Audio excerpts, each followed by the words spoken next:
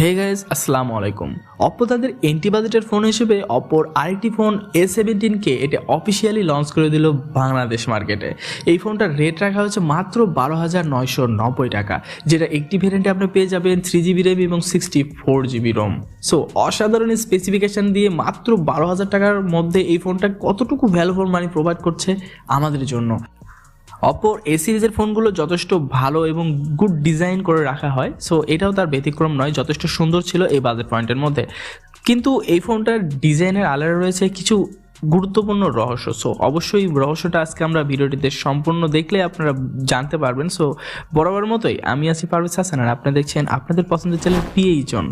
So যারা আমাদের চ্যানেলে নতুন এসেছেন অবশ্যই আমাদের চ্যানেলটা সাবস্ক্রাইব করবেন এবং ভিডিওটিতে লাইক করে চলুন ভিডিওতে ঝাঁপিয়ে পড়া যাক।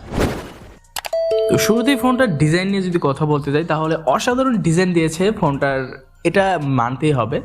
ফোনটার স্কোয়ার শেপ ডিজাইন ছিল, যথেষ্ট লাইট ওয়েট একটি ফোন এবং থিকনেস হিসেবে থাকছে মাত্র 8.29 মিলিমিটার এবং ওয়েট হিসেবে থাকছে মাত্র 189 গ্রাম। সো বুঝতে পারছেন যে এক হাতে ইউজ করার জন্য যথেষ্ট পারফেক্ট একটি ফোন। ফোনটাতে দুইটি কালার ভেরিয়েন্ট পাবেন, একটি হচ্ছে ব্লু কালার যেটা অনেকটা গ্লোসি এবং যেটা নেভি ব্লু কালার রয়েছে সেটা হচ্ছে অনেকটা লেদার টাইপের। সো এবার ডিজাইন এবং পোর্শন বাটন নিয়ে একটু কথা বলি। আমরা রেয়ারে যদি দেখি তাহলে রেয়ারে গ্লোসি ফিনিশ দেখতে পাবো এবং একটি ক্যামেরা বাম দেখতে পাবো এবং নিচের দিকে একটি ফ্ল্যাশ লাইট দেখতে পাবো। এবং ফোনটার সাইডে যদি তাকাই তাহলে ফোনটার সাইডে দেখতে পাবো একটি সাইড মাউন্টেড ফিঙ্গারপ্রিন্ট সেন্সর, সাথে থাকছে ভলিউম বাটন। ফিঙ্গারপ্রিন্ট সেন্সরটা মোটামুটি ফাস্টই লেগেছে, ঠিকঠাক রয়েছে। এবং উপরে দিয়ে টপ সাইডে থাকবো একদম নিট অ্যান্ড ক্লিন। এখানে যদি একটা নয়েজ ক্যান্সেলিং স্পিকার থাকতো তাহলে আরও জোস হতে পারতো। এবং নিচের দিকে আমরা দেখতে পাবো একটি 3mm হেডফোন জ্যাক এবং থাকছে টাইপ বি চার্জিং পোর্ট এবং থাকছে একটি speaker. So type B charger এটা নিয়ে একটু পরে আলোচনা করি। সো পোর্শন বাটন সেকশন মোটামুটি ভালো ছিল, বাট এখানে যদি টাইপ সিটা দেখতে পারতাম ওভারঅল আরও জোস হতে পারতো এই ফোনটার মানে পোর্শন বাটন সেকশনে। এবং ফ্রন্ট সাইডে থাকছে ওয়াটারড্রপ নজ ডিসপ্লে, মানে এটা দেখতে দেখতে আমরা একদম বোরিং হয়ে গেছি। এখানে পার্সোল কাট আউট থাকলে আরও জোস হতে পারতো। সো ওভারঅল ডিজাইন কেমন লেগেছে আপনাদের কাছে অবশ্যই আপনাদের মূল্যবান মতামত দিয়ে আমাদেরকে সাহায্য করবেন।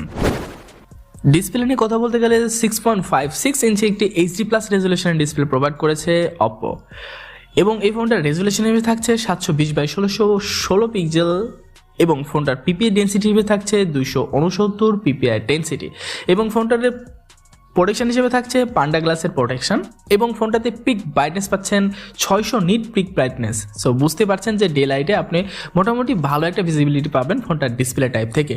রৌদ্রোজ্জ্বলে আপনি ভালোভাবে ফোনটার ডিসপ্লেটা দেখতে পারবেন, এটা নিয়ে কোনো সন্দেহ নেই।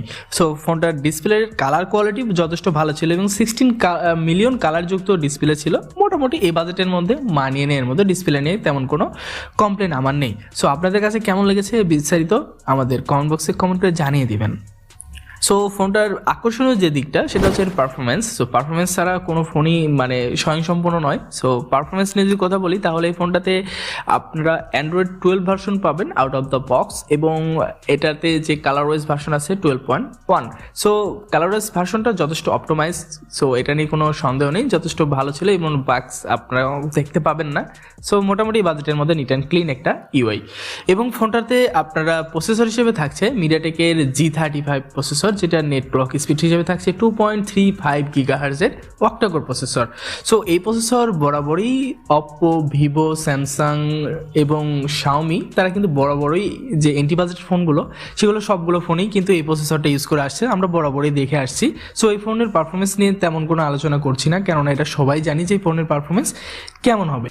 এই ফোনটা দিয়ে আপনারা মোটামুটি ডে টু ডে টাস্কের জন্য চালিয়ে নিতে পারবেন। যারা কিনা টুকটাক ভালো একটা ডিজাইন খুঁজছেন, ভালো র্যাম রোমের কম্বিনেশন, মোটামুটি চালিয়ে নেওয়ার মতো ডে টু ডে টাস্কের জন্য তারা ঠিকঠাক রয়েছে। বাট যারা কিনা হেভি গেম করতে চাচ্ছেন তাদের জন্য এই ফোনটা নয়। বাট এই ফোনটাতে আপনি মোটামুটি ফ্রি ফায়ার গেমটা কিন্তু লো গ্রাফিক্সে খেলতে পারবেন অনায়াসে, পাবজিটাও প্লে করতে পারবেন, বাট একদম মিনিমাম লো গ্রাফিক্সে খেলতে হবে। সো এটা বেশিক্ষণ খেলে হয়তো বা ফোনটা হিটিং ইস্যু দেখতে পারবেন এবং ফোনটা ল্যাকিংস বা ফ্রেম ড্রপ অনায়াসে চোখে পড়বে, বাট ফ্রি ফায়ারটা স্মুথলি খেলতে পারবেন এই বাজেটের মধ্যে এবং টুকটাক যেগুলো ছোটো ছোটো গেমগুলো আছে সেগুলো অনায়াসে স্মুথলি খেলতে পারবেন। ফোনটা একটি ভেরিয়েন্টই দেখতে পাবেন 3GB র্যাম এবং 64GB রোম। এখানে র্যাম এক্সটেন্ডেড করার জন্য কিছু সুবিধা আছে, যেমন 3GB র্যাম পর্যন্ত আপনি এক্সটেন্ড করতে পারবেন, দেখা যাচ্ছে 6GB পর্যন্ত আপনার এটাতে সাপোর্ট পাবেন, এবং 64GB রোম হিসেবে থাকছে। সো এটার ক্যাটাগরি থাকছে র্যাম হিসেবে থাকছে LPDDR4X এবং রোম হিসেবে থাকছে EMC 5.1। সো রিড রাইট স্পিডটা মোটামুটি বাজেটের মধ্যে মানিয়ে নেওয়ার মতো, বাট আমি একটু অ্যানিমেশন ডিলে দেখতে পেয়েছি, এটা হয়তো বা সফটওয়্যার অপটিমাইজেশনের একটু প্রবলেম আছে, বাট ওটা পরবর্তীতে হয়তো বা এটা আপডেটের মাধ্যমে সলভ করে দেওয়ার চেষ্টা করবে অপ্পো।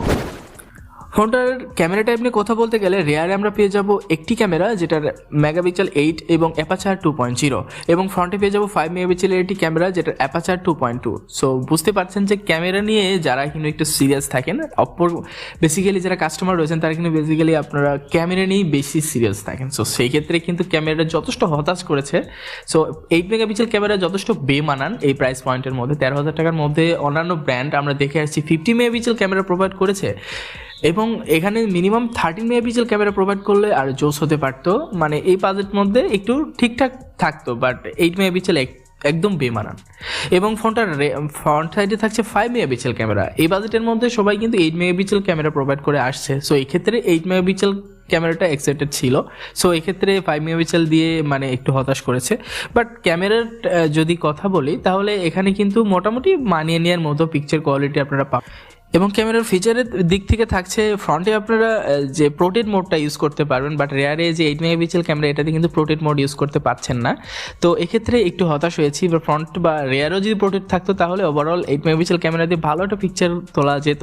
এবং এছাড়াও এই ফোনটাতে থাকছে নাইট মোডের সুবিধা। সো নাইটে আপনার দেখা যাচ্ছে মোটামুটি একটা এভারেজ লেভেলের পিকচার তুলতে পারবেন। তো আমরা কিছু পিকের স্যাম্পল আপনাদেরকে দিলাম, সো আপনারা দেখলেই বুঝতে পারবেন যে পিকচার কোয়ালিটি কেমন ছিল।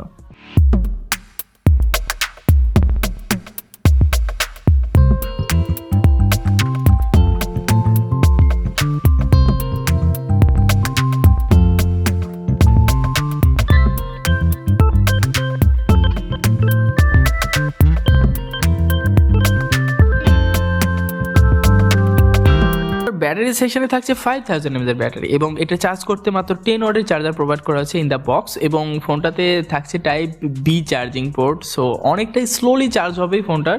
সো বুঝতেই পারছেন যে 5000 ব্যাটারিতে 10 ওয়াট চার্জার দিয়ে চার্জ করতে মেবি 2.5 ঘন্টা থেকে 3 ঘন্টা টাইম লাগবে একদম শূন্য থেকে, বাট আমরা তো শূন্য থেকে চার্জ করি না। তো সেক্ষেত্রে দেখা যাচ্ছে 2 থেকে 2.5 ঘন্টার মতো আপনার ফুল চার্জ করতে সময় লাগবে। বাট একবার চার্জ করলে আপনি 5000 mAh ব্যাটারি দিয়ে সারাদিন অনায়াসে চার্জ ব্যাকআপ পেয়ে যাবেন, এটা নিঃসন্দেহে থাকেন। এবার যদি আমরা ফোনটার ফুল রিভিউ নিয়ে একটু কথা বলি, সংক্ষিপ্ত আলোচনা করি, তাহলে ফোনটার ডিজাইন মাশাআল্লাহ অনেকটাই সুন্দর ছিল। যারা মানে একটু ডিজাইন নিয়ে খুব সিরিয়াস থাকেন, কনসেন্ট্রেট থাকেন, তারা কিন্তু ফোনটা অনায়াসে পারচেস করতে পারেন। ডিজাইন কিন্তু যথেষ্ট সুন্দর ছিল, এবং ফোনটার পারফরমেন্স টাইপ মোটামুটি G35 প্রসেসর মোটামুটি চালিয়ে নেওয়ার মতো। যারা মানে টুকটাক ইউজ করে থাকেন, মানে বেসিক ইউজার রয়েছেন, তারা কিন্তু কিনতে পারেন, বা হেভি ইউজারদের জন্য নয়। এবং ফোনটার ডিসপ্লে মোটামুটি এই বাজেটের মধ্যে ঠিকঠাক ছিল। এখানে প্রোটেকশনও ছিল, এবং ফোনটাতে 60 হার্জ রেগুলার রিফ্রেশ রেট মোটামুটি এই বাজেটের মধ্যে মানিয়ে নেওয়ার মতো।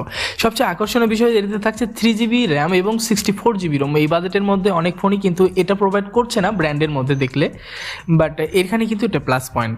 সো মোটামুটি বাজেটের মধ্যে যারা একদম বেসিক ইউজার রয়েছেন তারাই কিন্তু এন্টি বাজেটের ফোনগুলো কিনে থাকেন, তাদের জন্য একদম স্মুথলি চলবে, এটা নিয়ে কোনো সন্দেহ নেই। এছাড়াও এই ফোনটাতে আপনার থাকছে সাইড মাউন্টেড ফিঙ্গারপ্রিন্ট সেন্সর, যেটা অনেক ব্র্যান্ডের ফোনগুলোতে আমরা ফিঙ্গারপ্রিন্ট সেন্সর দেখতে পাচ্ছি না এই বাজেটের মধ্যে। তো এটাতে এই জন্য এটার জন্য একটা প্লাস পয়েন্ট অপ্পোর পক্ষ থেকে। এছাড়াও ফোনটার ক্যামেরাতে মাত্র 8 মেগাপিক্সেল ক্যামেরা দেওয়ার জন্য অনেকেই হতাশ হচ্ছেন, বাট যদি এখানে 13 মেগাপিক্সেল ক্যামেরা প্রোভাইড করতো এবং ফ্রন্টে যদি 5 মেগাপিক্সেল ক্যামেরার জায়গায় 8 মেগাপিক্সেল ক্যামেরা প্রোভাইড করতো, তাহলে কিন্তু সোনায় সোহাগা হতে পারতো ফোনটার এই বাজেট পয়েন্টের মধ্যে। বাট এই বাজেটের মধ্যে যারা ডে টু ডে টাস্কের জন্য নিতে চাচ্ছেন বা বেসিক ইউজার রয়েছেন, তাদের জন্য ঠিকঠাক রয়েছে। তো আজকের মতো এই পর্যন্তই। যারা আমাদের ভিডিওটি সম্পূর্ণ দেখেছেন তাদেরকে অসংখ্য ধন্যবাদ, এবং আমাদের ভিডিওটি যদি ভালো লাগে একটি লাইক করবেন, এবং আমাদের চ্যানেলে নতুন আসলে অবশ্যই সাবস্ক্রাইব করে দিবেন। ছোট বলে অবহেলা না করে চলুন সবাই সবার সাহায্যে হাত বাড়িয়ে দেই। সো দেখা হচ্ছে নতুন কোনো ভিডিওতে, সে পর্যন্ত ভালো থাকবেন, সুস্থ থাকবেন। আল্লাহ হাফেজ।